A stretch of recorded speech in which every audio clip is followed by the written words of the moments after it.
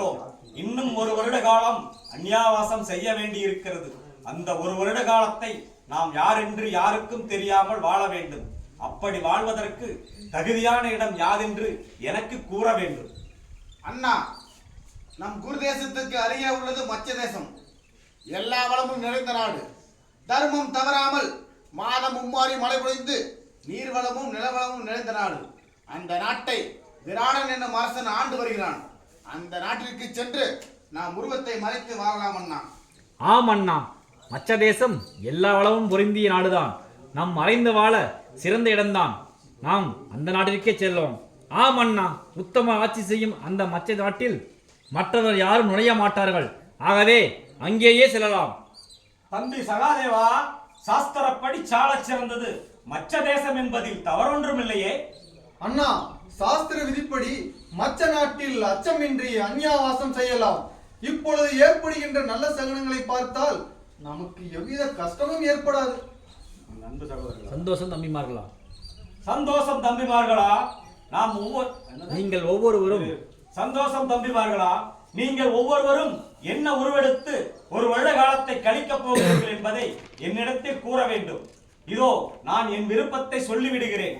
என் அருமை சகோதரர்களே, திக்குப்பாலகர்களில் ஒருவரான தென் திசை கடவுள் எனக்கு பக்குவமாக அங்கீகரித்தருளிய மந்திரம் ஒன்று என்னிடத்தில் உண்டு.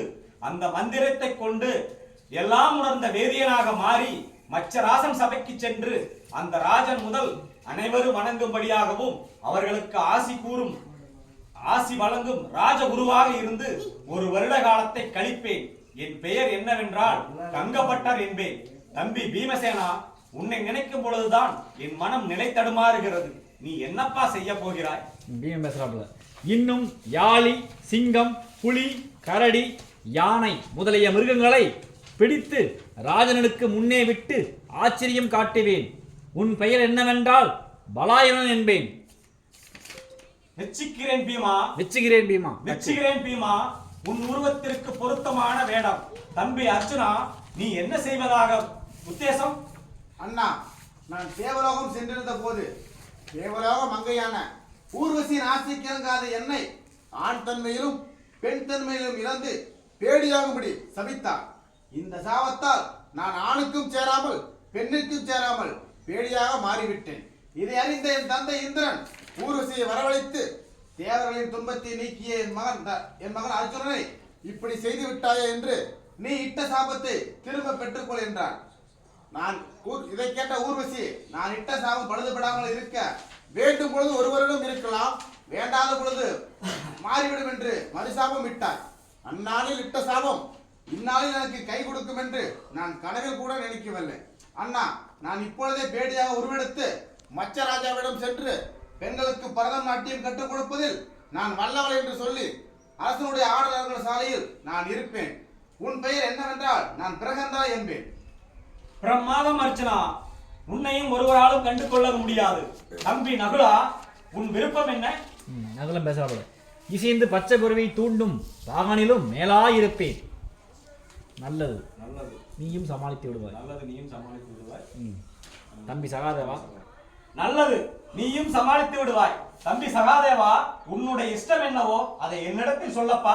அண்ணா, மாடு மேய்க்கும் அது என்ன ஸ்டார்டிங்னா மாடு மேய்க்கும் கோபாலனாக வேடம் கொண்டு விரார ராஜ்யத்தில் சென்று பசுக்களை மேய்ப்பானாக சேர்ந்து கொள்வேன்.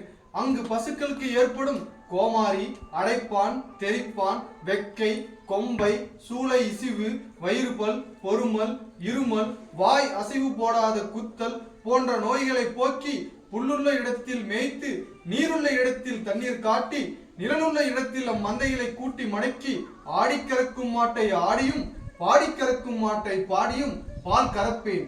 என் பெயர் என்னவென்றால் தந்திரபாலன் என்பேன். உன் உருவத்திற்கு பொருத்தமான வேடம். துரோபதா, நீ என்ன செய்வதாக உத்தேசம்?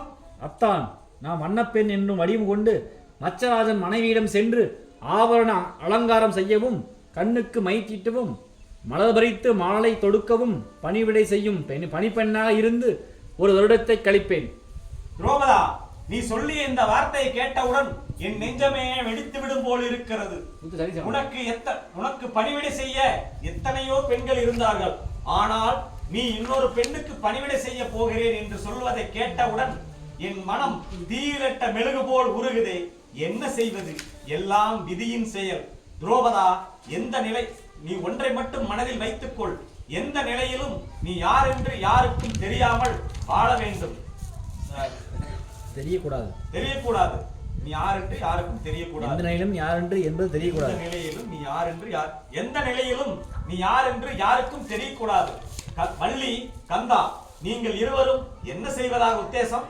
மகாராஜா, நாங்கள் 2 பேரும் குறவங்குறத்தி வேடத்துல ஹஸ்தினாபுரத்துக்கு சென்று அங்கு நடப்பவைகளை அறிந்து வர எண்ணுகிறோம். அதுவும் நல்லதுதான். ஆனால் ஆபத்தில் மாட்டிக்கொள்ளாமல் பார்த்துக் கொள்ள வேண்டும். மன்னா, தங்களுடைய ஆசீர்வாதம் எனக்கு இருந்தால் போதும். எப்படிப்பட்ட ஆபத்துகளையும் சமாளித்து விடுவேன். ஆகட்டும், சென்று வா. 43 தேவேந்திரன் இல்லை பாத்தில் விடுங்க. 44 சதீஷரானா? நித்யானந்தர் அப்படியே 47 சதீஷங்க போயிட்டானா? சகனிங்க பிரகாஷ்